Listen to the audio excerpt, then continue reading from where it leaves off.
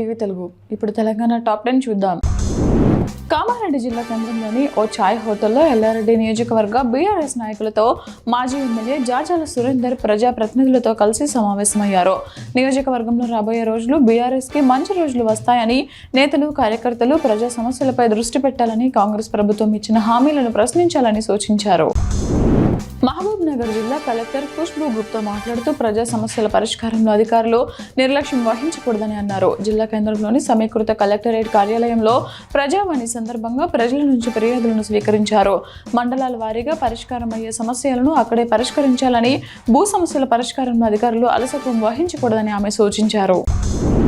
Rajendranagar ఉప్పర్పల్లిలో Bharatiya Janata party ఆవిర్భావ కార్యక్రమాలు తెలంగాణ రాష్ట్ర అధ్యక్షుడు రామచంద్రరావు ముఖ్య అతిథిగా హాజరై ఘనంగా నిర్వహించారు.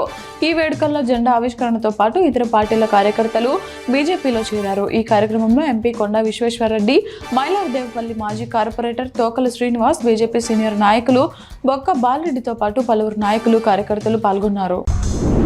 రాజన్న సిరిసిల్ల జిల్లా సిరిసిల్ల పట్టణంలోని సుందరయ్య నగర్లో కమ్యూనిటీ కాంటాక్ట్ కార్యక్రమంలో భాగంగా పోలీసులు తనిఖీలు నిర్వహించారు. నెంబర్ ప్లేట్లు లేని, సరైన పత్రాలు లేని వాహనాలను గుర్తించి సీజ్ చేసినట్లు సిరిసిల్ల డీఎస్పీ నాగేంద్రచారి తెలిపారు. ఈ సందర్భంగా ఆయన మాట్లాడుతూ కమ్యూనిటీ కాంటాక్ట్ కార్యక్రమంలో భాగంగా సుందరయ్య నగర్లో తనిఖీలు నిర్వహించి ప్రజలకు పలు అంశాలపై అవగాహన కల్పించినట్లు తెలిపారు. ఇల్లందు వ్యవసాయ మార్కెట్ కమిటీ కార్యాలయంలో ఎమ్మెల్యే కోరం కనకయ్య ఆధ్వర్యంలో పాలకవర్గం సమావేశం జరిగింది. ఈ సందర్భంగా మార్కెట్ పరిధిలోని ఆదాయ వ్యయాలపై డైరెక్టర్కు చైర్మన్ వివరణ ఇచ్చారు. మార్కెట్ పరిధిలో చేపట్టాల్సిన నూతన పనులకు పాలకవర్గం తీర్మానం చేసింది. ముఖ్యంగా గార్ల, బయ్యారం మండలాల్లో నూతన చెక్ పోస్టుల ఏర్పాటుకు ఏకగ్రీవంగా ఆమోదం లభించింది. ఈ సమావేశం మార్కెట్ అభివృద్ధికి సంబంధించిన కీలక నిర్ణయాలకు వేదిక అయింది.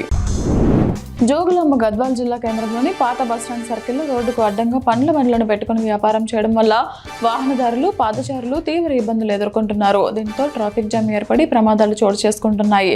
ఈ సమస్యపై స్పందించి రోడ్డుకు అడ్డంగా ఉన్న పండ్ల బండ్లను ఒక పక్కకు తొలగించి ప్రయాణికులకు, వాహనదారులకు ఇబ్బందులు లేకుండా చర్యలు చేపట్టాలని జిల్లా ఎస్టీ శ్రీనివాసరావు, ట్రాఫిక్ ఎస్ఐ బాలచంద్రుడిని ప్రయాణికులు, వాహనదారులు కోరుతున్నారు. యాదాద్రి భువనగిరి జిల్లా యాదగిరిగుట్ట శ్రీ లక్ష్మీ నరసింహస్వామి వారిని తాండూరు ఎమ్మెల్యే బి మనోహర్ రెడ్డి కుటుంబ సమేతంగా దర్శించుకున్నారు. ఆలయ అధికారులు ఎమ్మెల్యే కుటుంబ సభ్యులకు ప్రత్యేక ఏర్పాట్లు చేశారు. దర్శనం అనంతరం వేద పండితులు వేదాశీర్వచనం అందించారు. ఎమ్మెల్యే మనోహర్ రెడ్డి శ్రీ లక్ష్మీ నరసింహస్వామి వారి నిత్య అన్నప్రసాద విరణ పథకానికి 1,116,000 రూపాయలు విరాళంగా అందించి మొక్కులు చెల్లించుకున్నారు. కరీంనగర్ జిల్లా ఇల్లందుకుంట సీతారామచంద్ర స్వామి వారి ఆలయంలో ఒక వినూత్న సంప్రదాయం నెలకొంది. సాధారణంగా రామాలయాల్లో శాకాహార నైవేద్యాలు సమర్పిస్తారు. అయితే ఇల్లందుకుంటలో మాత్రం భక్తులు మాంసాహార విందులు చేసుకుంటారు. రథోత్సవం సందర్భంగా కరీంనగర్ జిల్లాతో పాటు ఇతర జిల్లాల నుంచి కూడా పెద్ద సంఖ్యలో భక్తులు తరలివచ్చి తమ మొక్కులు ఈ విధంగా చెల్లించుకుంటారు.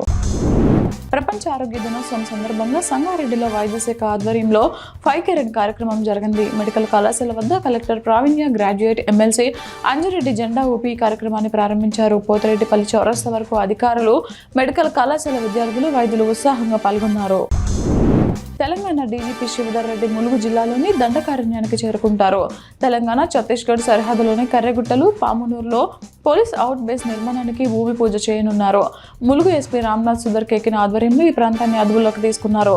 డీజీపీతో పాటు అటవీ శాఖ ఉన్నతాధికారులు కర్రెగుట్టల సమీపంలోని జల్లా, డోలి, తడపల ప్రాంతాలకు నిర్మిస్తున్న రహదారుల పనులను పరిశీలిస్తారు.